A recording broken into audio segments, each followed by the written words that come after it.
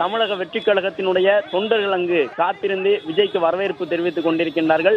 2026 தேர்தலில் முதல் பயணமாக இந்த பயணத்தை தமிழக வெற்றி கழகத்தின் தொண்டர்கள் பார்க்கின்றார்கள். என்றால் விஜய் நினைத்திருந்தால் தன்னுடைய அந்த இனோவா வாகனத்தில் வழக்கமாக அவர் பயன்படுத்தக்கூடிய வாகனத்திலேயே சென்றிருக்க முடியும். ஆனால் தேர்தல் பிரச்சாரத்திற்கு பயன்படுத்த போகின்ற வேனில் விஜய் வந்திருப்பதன் மூலமாக 2026 சட்டமன்ற தேர்தலுக்கான தன்னுடைய பணிகளை விஜய் முழுவதுமாக தொடங்கி இருக்கின்றார் என்று பார்க்கும் விதமாக இந்த பயணம் அமைந்திருக்கின்றது. அதே போன்று இப்பொழுது தமிழக வெற்றி கழகத்தினுடைய நிர்வாகிகளை நாம் கேட்டபொழுது விவசாயிகளை சந்திப்பதற்கு அவர்கள் தனியாக ஏற்பாடு செய்திருக்கின்றார்கள். விஜயை பரந்தூர் வரை அழைத்து செல்வதற்கு ஏற்பாடு செய்திருக்கின்றார்கள். வழியெங்கும் அந்த கிராம மக்கள் காத்திருக்கின்றார்கள். கிட்டத்தட்ட 13 கிராமங்கள் அந்த வழித்தடத்தில் இருக்கின்றன. ஏகனாபுரம் செல்லக்கூடிய அந்த வழியில் நெல்வாய் உள்ளிட்ட கிராமங்கள் இருக்கின்றன. பரந்தூர் போன்ற பகுதிகள் எல்லாம் இருக்கின்றன. விஜய் செல்லக்கூடிய வழித்தடம் முழுவதும் கிராம மக்கள் திரண்டு நின்று அவருக்கு வரவேற்பு வழங்குகின்றார்கள். ஏற்கனவே நாம் குறிப்பிட்டபடி பல அரசியல் கட்சியின் தலைவர்கள் நேரில் சென்று போராட்ட களத்திற்கு சென்று ஆதரவு தெரிவித்திருந்தார்கள். ஆனால் விஜயின் வருகை என்பது அந்த பகுதி மக்களுக்கு மிகப்பெரிய நம்பிக்கையை கொடுத்திருக்கின்றது. அந்த திட்டத்திற்கு எதிர்ப்பு தெரிவித்து போராடக்கூடியவர்கள் அதே நேரம் இழப்பீடு அதிகம் வேண்டும், நிவாரணம் இன்னும் சற்று அதிகம் வேண்டும் என்கின்ற கோரிக்கையினை முன்வைக்கக்கூடியவர்கள் விஜயின் வருகையின் மூலமாக அது தங்களுக்கு கிடைக்கும் என்கின்ற நம்பிக்கையோடு காத்திருக்கின்றார்கள். ஏனென்றால் நேற்றைய தினம் நிதியமைச்சர் தங்கம் தென்னரசு பேசும்பொழுதும் விஜய் இன்று பரந்தூர் செல்கின்றாரே, இது தொடர்பான உங்கள் கருத்து என்ன என்று கேட்டபொழுது தங்கம் தென்னரசு அவர்களும் அனைத்து அரசியல் கட்சியின் தலைவர்களும் பரந்தூர் பகுதிக்கு செல்ல வேண்டும், மக்களை சந்திக்க வேண்டும், கோரிக்கைகளை கேட்க வேண்டும், அரசுக்கு தெரியப்படுத்த வேண்டும். அதன் மூலம்தான் அந்த பகுதி மக்களுக்கு நாங்கள் திட்டமிட்டிருக்கக்கூடியதை காட்டிலும் கூடுதலாக நாங்கள் இழப்பீடுகளை வழங்க முடியும் என்று நிதியமைச்சர் தங்கம் தென்னரசு தெரிவித்திருந்தார். அதன் அடிப்படையில் தற்பொழுது விஜயினுடைய வருகை மிக முக்கியத்துவம் வாய்ந்ததாக பார்க்கப்படுகின்றது. விஜய் என்ன பேச போகின்றார்? அந்த ஒரு சந்திப்பு என்பது கிட்டத்தட்ட 1.5 மணி நேர சந்திப்பு ஒரு உணர்வுபூர்வமான சந்திப்பாக இருக்கும் என்று எதிர்பார்க்கப்படுகின்றது. ஏனென்றால் இங்கு வந்திருக்கக்கூடிய அனைவரும் குழந்தைகளோடு வந்திருக்கின்றார்கள். வயதானவர்கள், பெரியவர்கள், மூதாட்டிகள் என்று பலரும் வந்திருக்கின்றார்கள். இளைஞர்கள் வந்திருக்கின்றார்கள். தமிழக வெற்றி கழகத்தினுடைய நிர்வாகிகள், தொண்டர்கள் யாரும் உள்ளே சென்று விட வேண்டாம் என்று அவர்கள் அனைவரும் மண்டபத்திற்கு வெளியே நிறுத்தப்பட்டிருக்கின்றார்கள். மண்டபத்திற்குள்ளே கிட்டத்தட்ட 2000-3000 பேர் குவிந்திருக்கின்றார்கள். பல்வேறு கிராமங்களில் இருந்து வந்த மக்கள் அனைவருமே இந்த மேலப்புடவூர் பகுதியில் இருக்கக்கூடிய திருமண மண்டபத்திற்கு வந்து விஜயை பார்க்க வேண்டும் என்று ஆசைப்பட்டிருந்தார்கள். விஜய் அவர் ஒரு உற்சாகத்தோடு சென்று கொண்டிருக்கக்கூடிய காட்சிகளை பார்க்கின்றோம். சாலை முழுவதும் எங்கெல்லாம் இளைஞர்கள், பெண்கள் திரண்டு நின்று தன்னை பார்ப்பதற்காக காத்திருக்கின்றார்கள். அந்த பகுதியில் மட்டும் தன்னுடைய தேர்தல் பிரச்சார வாகனத்தின் கண்ணாடியை இறக்கி அங்கிருக்கக்கூடிய பெண்களை நோக்கி கையசைத்து அவர்களுடைய வரவேற்பினை ஏற்றுக்கொண்ட பிறகு விஜய் பயணம் செய்து கொண்டிருக்கின்றார். ஏற்கனவே விஜய் தன்னுடைய மாநாட்டிலேயே மண்ணுக்கும் மக்களுக்குமான போராட்டத்தில் தமிழக வெற்றி கழகம் சட்ட ரீதியாக துணை நிற்கும் என்று சொல்லியிருந்தார். தற்பொழுது சட்ட ரீதியாக துணை நிற்கும் என்பதையும் கடந்து அரசியல் ரீதியாகவும் துணை நிற்கும் என்று சொல்லக்கூடிய வகையிலே இந்த பயணத்தை தமிழக வெற்றி கழகத்தினுடைய தலைவர் விஜய் மேற்கொண்டிருக்கின்றார். ஏற்கனவே அங்கு திருமண மண்டபத்திலே ஆயிரக்கணக்கான தமிழக வெற்றி கழகத்தினுடைய தொண்டர்கள் திருமண மண்டபத்திற்கு வெளியே குவிந்திருக்கின்றார்கள். அவர்கள் அனைவரும் திருமண மண்டபத்திற்கு வெளியில் இருந்து விஜயின் வருகையை ஆவலோடு எதிர்பார்த்து காத்திருக்கின்றார்கள். மேலும் விஜயை பொறுத்தவரை இந்த திருமண மண்டபத்திற்கு வந்தவுடன் அங்கு இருக்கக்கூடிய முக்கியமான விவசாய சங்க பிரதிநிதிகளையும் சந்தித்து பேச இருக்கின்றார். போராட்ட குழுவை சார்ந்த 18 பேர் விஜயை தனியாக சந்தித்து பேசுவதற்கான அனுமதி பெற்றிருக்கின்றார்கள். எனவே அவர்களிடம் இந்த போராட்டத்திற்கான காரணம் என்ன என்பதையும் விஜய் கேட்டறிய இருக்கின்றார். அதே நேரம் விஜய் செல்லக்கூடிய இந்த சாலை முழுவதுமாக 2 பக்கமும் பச்சை பசேல் என்று புல்வெளிகளும் வயல்வெளிகளும் இருக்கக்கூடிய காட்சிகளை நாம் பார்க்கின்றோம். விஜய் அவை அனைத்தையும் பார்த்தபடியே வந்து கொண்டிருக்கின்றார். பச்சை பசேல் என இருக்கக்கூடிய அந்த வயல்வெளி பகுதியை கடந்து விஜயினுடைய தேர்தல் பிரச்சார வாகனம் சென்று கொண்டிருக்கின்றது. வழியெங்கும் பல இடங்களில் முக்கியமான அந்த கடைத்தெருக்களில் எல்லாம் அரசியல் கட்சியினுடைய தலைவர்கள் எப்படி தேர்தல் பிரச்சாரத்திற்காக வரும்பொழுது கிராமங்களிலே ஒவ்வொரு கடைத்தெருவிலும் ஆயிரக்கணக்கானோர், நூற்றுக்கணக்கானோர் திரண்டு நின்று அந்த கட்சியை சார்ந்தவர்கள் வரவேற்பு கொடுப்பார்களோ அதே போன்று விஜயின் தமிழக வெற்றி கழகத்தினுடைய தொண்டர்களும் அதே நேரம் அந்த பகுதி மக்கள், கிராம மக்கள் அனைவருமே ஒன்று சேர்ந்து விஜயை வரவேற்கக்கூடிய காட்சிகளையும் நாம் பார்த்து கொண்டிருக்கின்றோம். பொன்னேரிக்கரையிலிருந்து விஜயினுடைய வாகனம் வந்தவுடனேயே ஒவ்வொரு கிராமங்களிலும் கடைத்தெருக்களில் நூற்றுக்கணக்கானோர் குவிந்திருந்து விஜயை நோக்கி கைகளை அசைத்து தங்களுடைய வரவேற்பினை உற்சாகத்தோடு வழங்கி கொண்டிருக்கின்றார்கள். விஜயும் உற்சாகத்தோடு இந்த பயணத்தை மேற்கொண்டிருக்கின்றார். பசுமையான வயல்வெளி பகுதிகள் இவற்றையெல்லாம் கடந்து செல்லுகின்றன. இவற்றையெல்லாம் பார்த்துவிட்டு விஜய் சென்ற பிறகு அவர் எவ்வாறு உரை நிகழ்த்துவார், அந்த மக்களுக்கு என்ன வாக்குறுதியை விஜய் தரப்போகின்றார், ஏனென்றால் 2026 சட்டமன்ற தேர்தலில் தமிழக வெற்றி கழகம் அரசியல் களத்தில் ஒரு மிகப்பெரிய தாக்கத்தை ஏற்படுத்தும் என்பது தற்போதே தெரிகின்றது. அந்த அளவு விஜயினுடைய மாநாட்டுக்கு பிறகாக தமிழக அரசியல் களத்தில் ஏற்பட்டிருக்கக்கூடிய மாற்றங்கள், விஜய் தன்னுடைய கொள்கை நிலைப்பாட்டை அறிவித்தவுடன் குறிப்பாக கூட்டணிக்கு வரக்கூடியவர்களுக்கு ஆட்சி அதிகாரத்தில் பங்கு என்று ஒரே ஒரு மேடையில் விஜய் சொல்லிவிட்டு சென்ற பிறகு அது எந்த அளவு முக்கியமான திராவிட கட்சிகள் கூட்டணியில் தாக்கத்தை ஏற்படுத்தி இருந்தன என்பதையெல்லாம் பார்த்து கொண்டிருக்கின்றோம். இந்த சூழ்நிலையில் விஜய் மேற்கொள்ளக்கூடிய இந்த பயணத்தில் அவர் என்ன வாக்குறுதி தரப்போகின்றார் பரந்தூர் மக்களுக்கு? பரந்தூர் திட்டத்தை முழுவதுமாக விஜய் வேண்டாம் என்று ஒதுக்க வேண்டும் என்று சொல்ல போகின்றாரா, அல்லது பரந்தூருக்கு மாற்றாக வேறு ஏதேனும் ஒரு பகுதியை விஜய் பரிந்துரைக்க போகின்றாரா? மீனம்பாக்கம் விமான நிலையத்தை விரிவுபடுத்தினால் போதுமானது என்று சொல்ல போகின்றாரா, அல்லது விவசாயிகளை தாண்டி வளர்ச்சி திட்டம் வேண்டாம் என்று விஜய் தன்னுடைய நிலைப்பாட்டை கூறப்போகின்றாரா என்று ஏராளமான கேள்விகள் இருக்கின்றன. அவை அனைத்திற்கும் இன்னும் சற்று நேரத்தில் தமிழக வெற்றி கழக தலைவர் விஜய் பதிலளிக்க போகின்றார் என்பதற்கான எதிர்பார்ப்புடன் தான் தற்போது காத்திருக்கின்றோம்.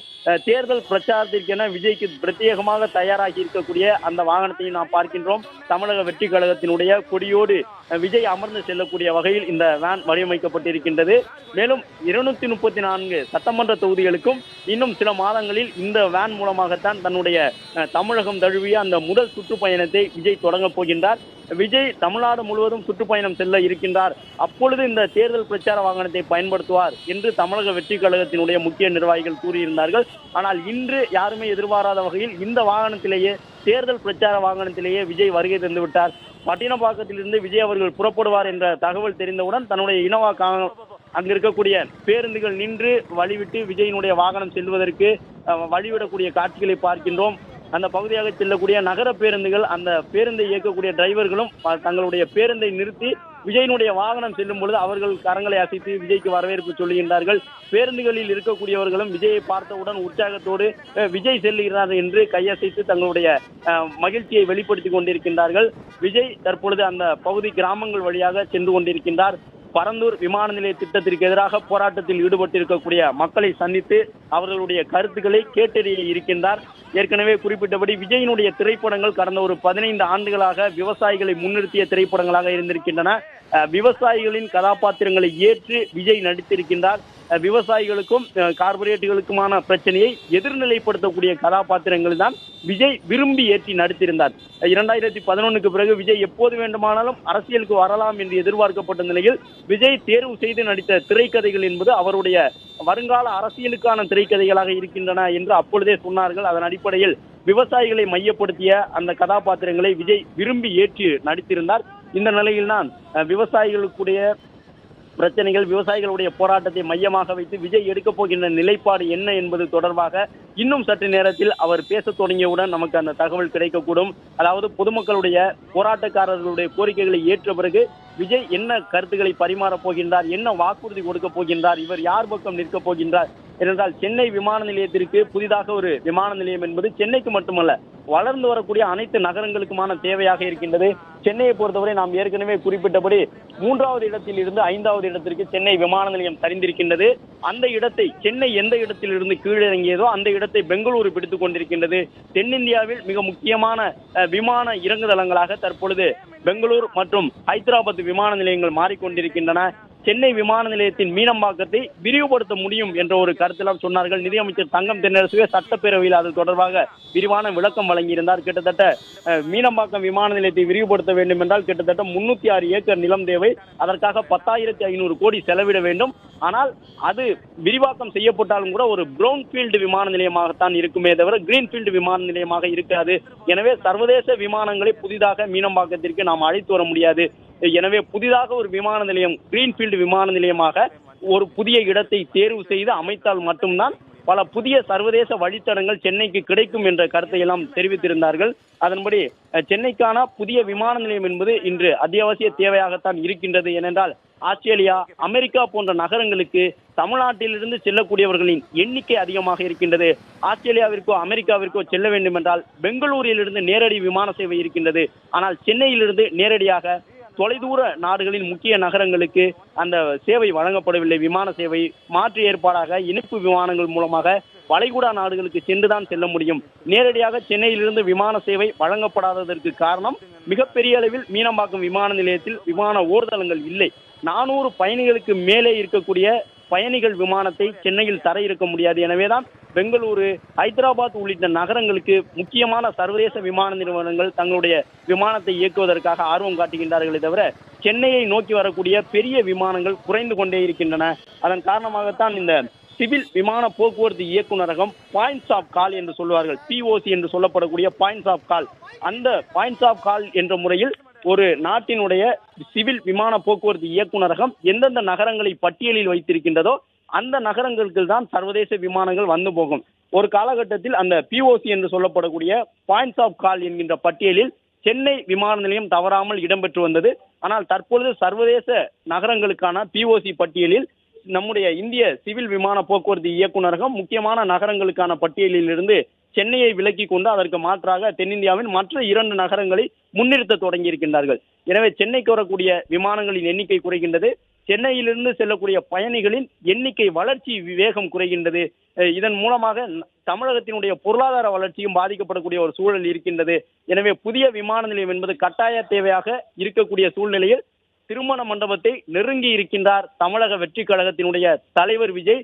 இவ்வளவு பிரச்சனைகள் இருக்கும் பொழுது தமிழகத்தினுடைய வளர்ச்சியை பில்லியன் டாலரில் கொண்டு செல்ல வேண்டும் என்று அரசின் சார்பில் முயற்சிகள் எடுக்கப்பட்டு வருகின்றன.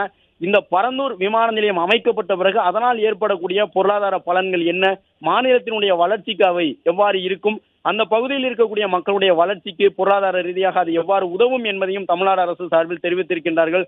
அதாவது பரந்தூருக்காக நாம் 100 ரூபாய் செலவு செய்தால் அதன் மூலமாக தமிழ்நாட்டுக்கு 325 ரூபாய் வருமானம் கிடைக்கும் என்பது தமிழ்நாடு அரசின் சார்பில் அதிகாரப்பூர்வமாக அறிவிக்கப்பட்டிருக்கக்கூடிய ஒரு அறிவிப்பாக இருக்கின்றது. எனவே பொருளாதார வளர்ச்சி மேம்படுவதற்கு பரந்தூர் விமான நிலையம் என்பது முக்கியமானது.